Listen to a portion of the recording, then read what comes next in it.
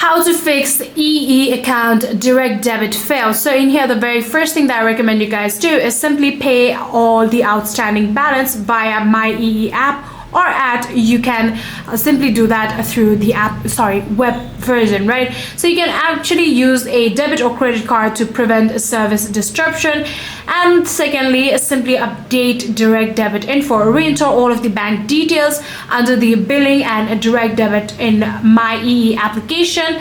And after doing all of these, I'm pretty sure that you'll actually be able to fix your EE account direct debit fail.